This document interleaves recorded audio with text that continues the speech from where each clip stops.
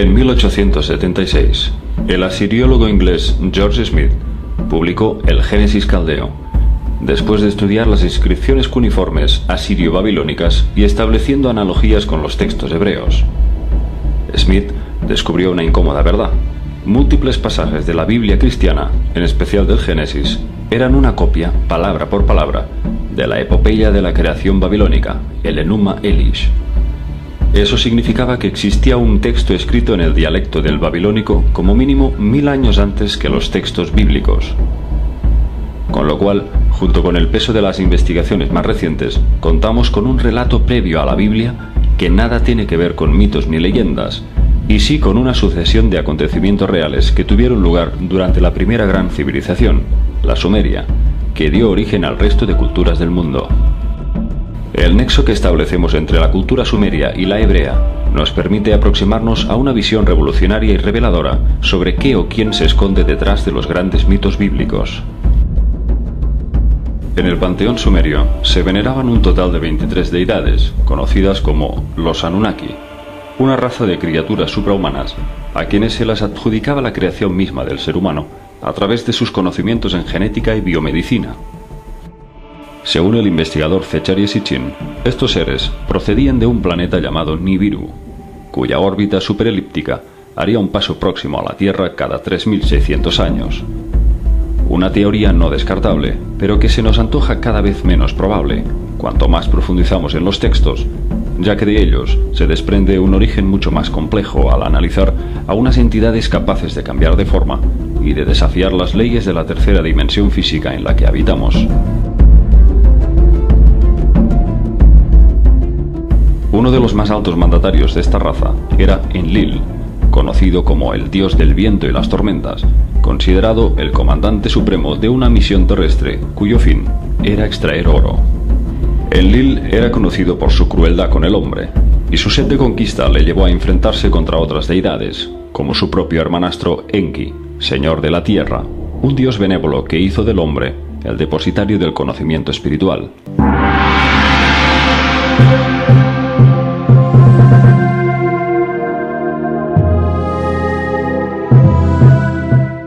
En textos sumerios se dice que Enki fue el padre de la humanidad, lo que hoy se podría entender como un genetista que hibridó sus genes Anunnaki con los homínidos neandertalensis, fruto de lo cual emergiría el Homo sapiens. Enlil, en cambio, odiaba a estos humanos inicialmente llamados Lulu, esclavos primitivos relegados a las minas africanas para extraer oro, pues temía que algún día, con el conocimiento adquirido de ciertos dioses, llegaran a superarles en número y pudiesen rebelarse contra ellos. Enlil solamente concebía al hombre como un esclavo. Cuando acudimos al libro del Génesis, leemos cómo Yahvé ordena la creación del hombre. Hagamos al hombre a nuestra imagen conforme a nuestra semejanza, y tenga dominio sobre los peces del mar, las aves del cielo, el ganado, y en toda la tierra y sobre todo animal que se desplaza sobre la tierra. Pero a Yahvé se le escapa un detalle. Habla en plural. Más aún, en la Biblia aparece constantemente la palabra cananea Elohim, que los hebreos utilizaron para designar Dios en plural, dioses, aunque también se traduce como poderosos. El profeta Ezequiel utilizaba el equivalente singular con la expresión Eloah, para designar a un dios concreto, pero en general, Elohim se traduce como dioses. En la Biblia siempre se da a entender que no hay un solo Dios, sino varios, o cuanto menos, Yahvé parece contar con otras entidades que están a su servicio. Efectivamente, en los textos sumerios se relata que Adán fue el resultado de una fertilización in vitro. Los diseñadores genéticos fueron los dioses Enki, su hermanastra Ninhursag y Ningishida. Los tres tomaron el óvulo de una hembra neandertalensis, lo fertilizaron con su esperma y lo reimplantaron en el útero de Ninhursag, una diosa conocida como Mammi, la diosa madre de la humanidad.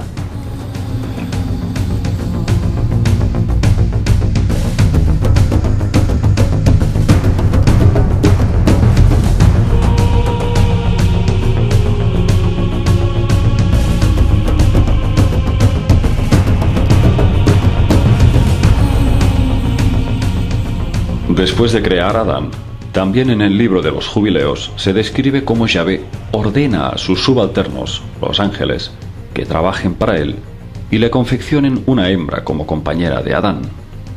El Señor nos dijo: no es bueno que esté el hombre solo, hagámosle un auxiliar como él. Y el Señor nuestro Dios le infundió un sopor, de manera que se durmió. Tomó para formar a la mujer uno de sus huesos, y así lo hizo, aquella costilla de la mujer. Y arregló con carne su lugar tras formar a la mujer. Tanto en el folclore judío como en la Biblia, concretamente en Isaías 34:14, se nos cuenta que la primera mujer fue creada al mismo tiempo que Adán, y se trataba de una demonia llamada Lilí.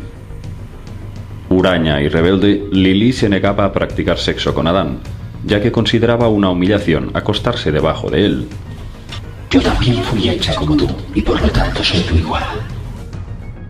Como Adán insistía una y otra vez en practicar el sexo, Lilí se enfadó y pronunció el mágico y secreto nombre de Dios, que le confirió el poder para elevarse en el aire y escapar, abandonando así a su compañero.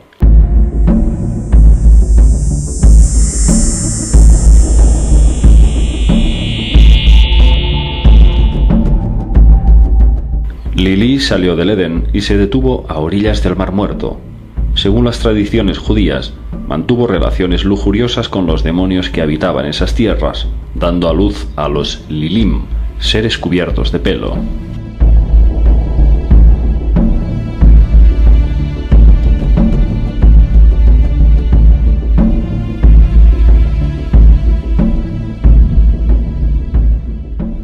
Cuando 3 ángeles de Dios fueron a buscarla, ella se negó. El cielo la castigó haciendo que muriesen 100 de sus hijos al día. Desde entonces se dice que, como venganza, Lilí se convirtió en un demonio nocturno que ataca por las noches a los infantes de menos de 8 días para absorberles la energía, estrangulándoles hasta la muerte.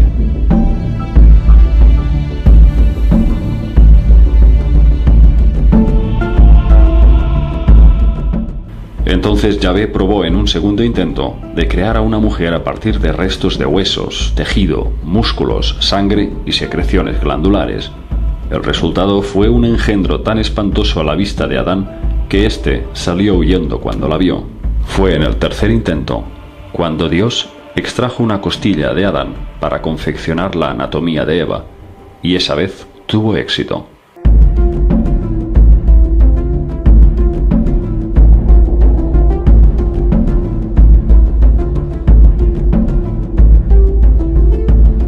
En el siguiente texto de los Jubileos descubrimos que Adán y Eva no fueron creados en el jardín del Edén, sino en otro lugar, y no fueron llevados al Edén hasta transcurrido un tiempo.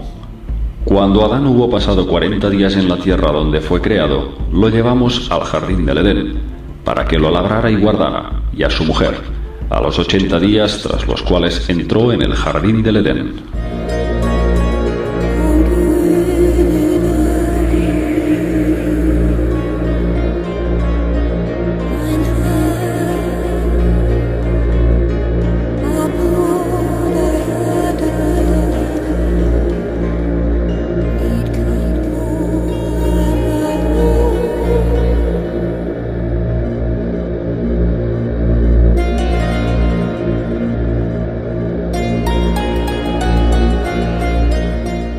En Jubileos 3:15 leemos: les dimos labor y les enseñábamos a hacer cuanto es propio del trabajo.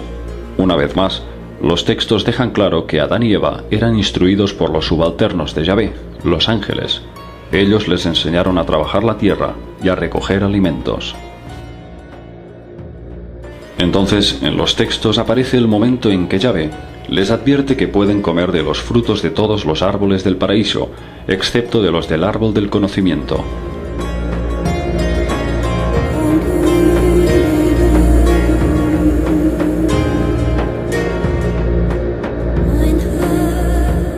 El concepto del árbol pudiera ser una perfecta alegoría en relación a la ramificación del ADN humano. De hecho, en estos grabados sumerios podemos apreciar las detalladas similitudes que guarda un árbol con la cadena del ADN.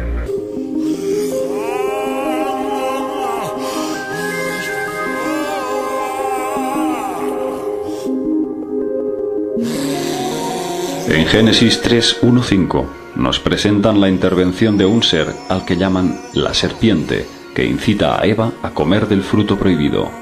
Entonces la serpiente, que era el más astuto de todos los animales del campo que Dios había hecho, dijo a la mujer: ¿De veras Dios os ha dicho, no comáis de ningún árbol del jardín?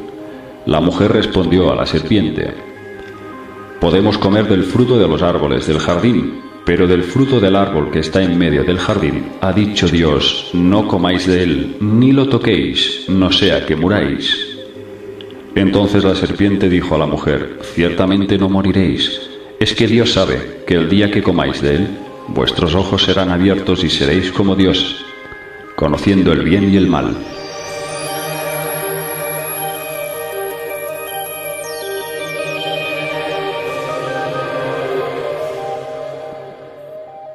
Casi con las mismas palabras, en Jubileos 3:17-19 aparece el mismo relato, pero al final del mismo aparece un matiz.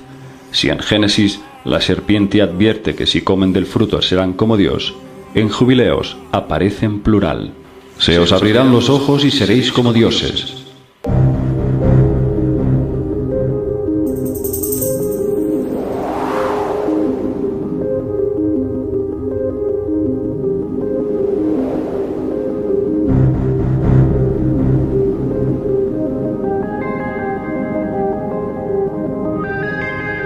En Génesis se insiste una y otra vez sobre la preocupación de los dioses en que el hombre pudiera llegar a adquirir conocimiento, y más allá de eso, quizás la vida eterna. Y Dios dijo: He aquí que el hombre ha llegado a ser como uno de nosotros, conociendo el bien y el mal. Ahora pues, que no extienda su mano, y tome también del árbol de la vida, y coma y viva para siempre.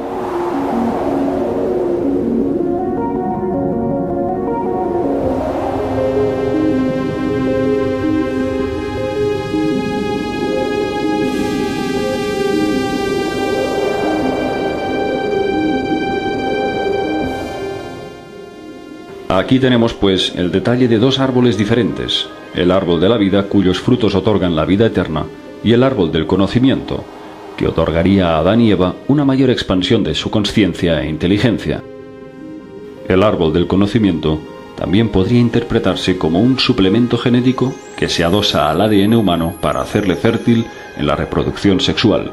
De hecho, los expertos creen que la interpretación correcta de lo que sucedió fue que la serpiente introdujo en el ADN de Adán y Eva una reprogramación de los cromosomas que les faltaban para procrear, el XY del hombre y el XX de la mujer.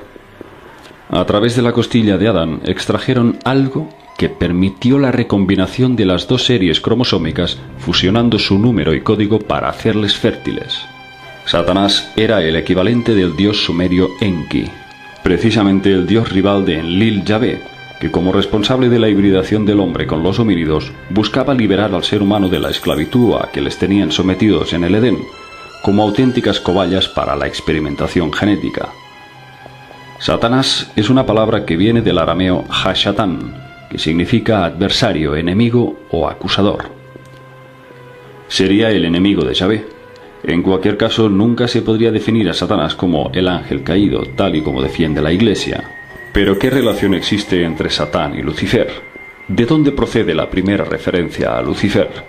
Para algunos expertos, ambos nombres se refieren al mismo ser, debido a que Lucifer es una palabra latina que significa el portador de la luz. En realidad, en la versión latina de la Biblia y durante su traducción de un texto de Isaías, San Jerónimo la incluyó para designar el término hebreo Helel, resplandeciente, naciendo así el mito del ángel caído. Pero no sería nada más que una traducción que se le ocurrió a San Jerónimo. El pecado original no habría sido otra cosa que el sabotaje de Enki para hacer fértiles a Adán y Eva y liberarles de aquella cárcel, y el fruto en sí era un símbolo de su unión sexual.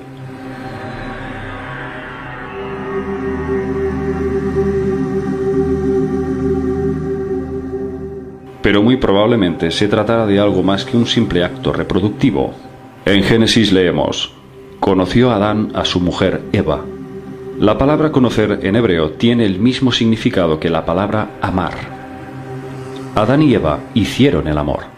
Enki les enseñó a hacerlo, y dotó en su genética la capacidad sensorial de sentir, de amar, de vibrar en altas cotas el sentimiento único del amor cuando dos cuerpos y dos almas se unen en un solo ser. Enki modificó de alguna forma la genética para que el hombre fuese un vehículo espiritual, capaz de alcanzar su propia libertad y trascender hacia estados de conciencia superiores. Por lo que es probable que más adelante, Enlil contraatacara y realizara una bifurcación de linajes, una línea de humanos híbridos con pura genética reptiliana Anunnaki, que se regiría por la frialdad y la crueldad, seres sin alma, para que le sirvieran.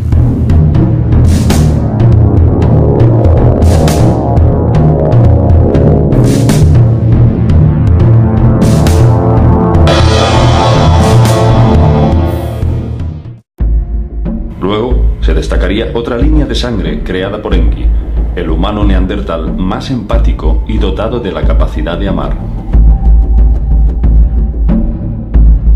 Enki quiso ir más allá de los mandatos impuestos por el Consejo Anunnaki y desprogramó al ser humano de una actitud robótica para implementarle sentimientos, intuición, sensibilidad y moral que le distinguiría del resto de especies animales.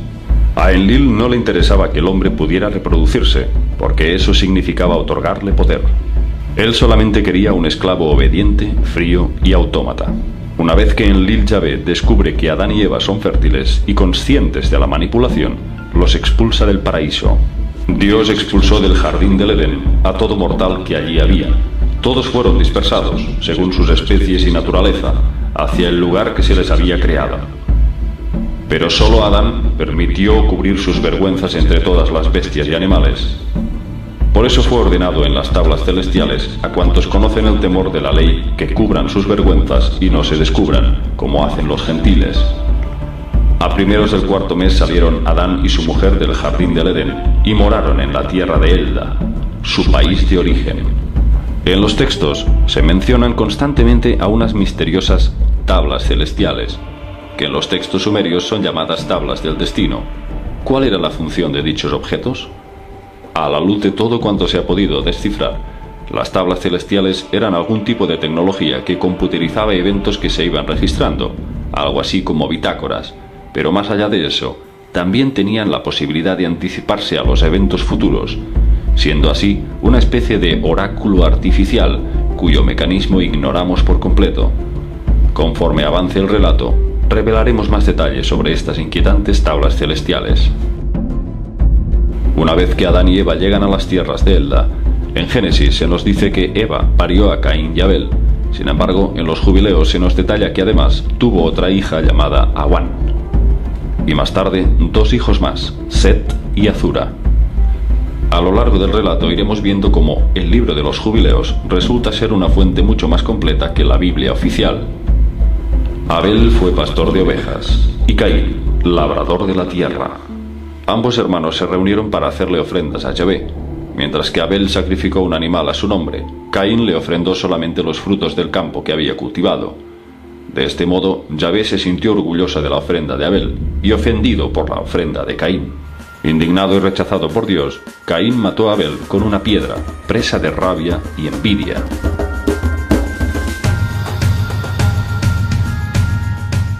Yahvé preguntó a Caín: ¿dónde está tu hermano? Respondió: no lo sé. ¿Soy acaso el guardián de mi hermano?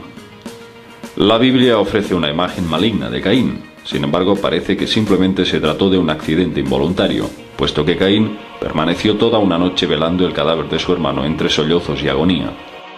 Yahvé utilizó la muerte de Abel para incriminar a Caín, limpiando así su imagen como Dios justo, una imagen que, como veremos, dista mucho de ser precisamente justa. A comienzos del tercer jubileo, Caín mató a Abel, porque Dios aceptaba la ofrenda de sus manos, pero no su sacrificio. Lo mató en el campo y su sangre clamó de la tierra al cielo, quejándose por el muerto. El Señor reprendió a Caín a causa de Abel, por haberlo matado. Lo hizo errante sobre la tierra a causa de la sangre de su hermano y lo maldijo.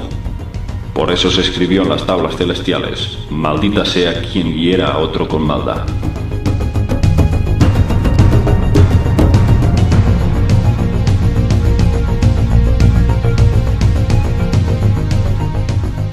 En Génesis 4:10 leemos: En adelante serás maldito. Cuando cultives la tierra no te dará frutos, andarás errante y fugitivo sobre la tierra. Una vez que Yahvé maldice a Caín, este, preocupado, se queja al Señor que allá por donde vaya será reconocido por su acto ruin y querrán matarle. Entonces, Dios le dice que aquel que se atreva a atacarle será castigado por 7 veces. No aliviado con esto, Caín sigue preocupado. Entonces Yahvé idea un ingenioso sistema para mantener a raya a cualquier agresor. Le confiere a Caín una marca en el cuerpo. Pero, ¿de qué marca se trataba? En Mitos ancestrales del pueblo hebreo, una recopilación de los investigadores Robert Graves y Rafael Patai, encontramos un mito hebreo que nos revela que cuando Yahvé maldice a Caín, le imputa 7 castigos: un hambre voraz que nunca se saciaba, la imposibilidad de alcanzar sus deseos, una perpetua falta de sueño, entre otros. Y por último, Yahvé hizo que un cuerno brotara de la frente de Caín.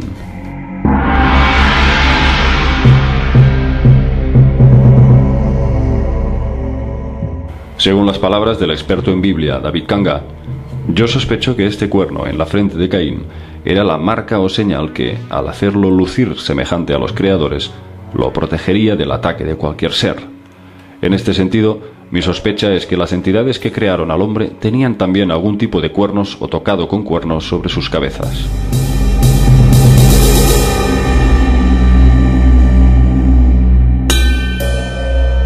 A continuación partió Caín hacia la tierra de Nod, al oriente del Edén.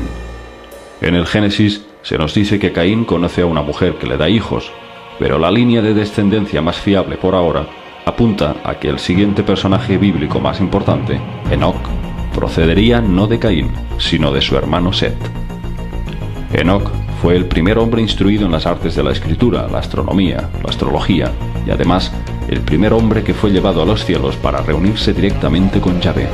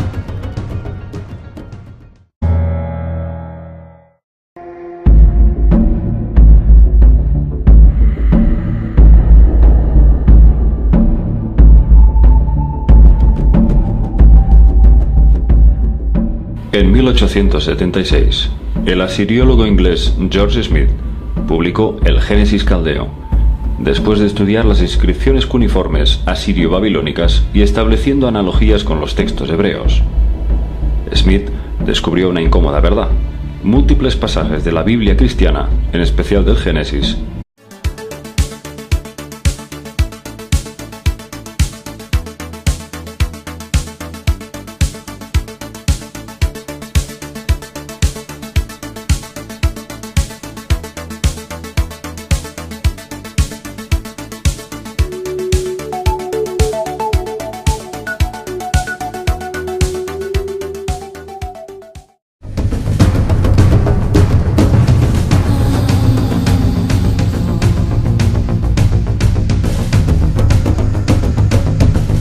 entre la cultura sumeria y la hebrea nos permite aproximarnos a una visión revolucionaria y reveladora sobre qué o quién se esconde detrás de los grandes mitos bíblicos. En el panteón sumerio se veneraban un total de 23 deidades, conocidas como los Anunnaki, una raza de criaturas suprahumanas a quienes se les adjudicaba la creación misma del ser humano a través de sus conocimientos en genética y biomedicina. Según el investigador Zecharia Sitchin, estos seres procedían de un planeta llamado Nibiru, cuya órbita superelíptica eran una copia, palabra por palabra, de la epopeya de la creación babilónica, el Enuma Elish. Eso significaba que existía un texto escrito en el dialecto del babilónico como mínimo 1000 años antes que los textos bíblicos. Con lo cual, junto con el peso de las investigaciones más recientes, contamos con un relato previo a la Biblia que nada tiene que ver con mitos ni leyendas, y sí con una sucesión de acontecimientos reales que tuvieron lugar durante la primera gran civilización, la Sumeria, que dio origen al resto de culturas del mundo. El nexo que establece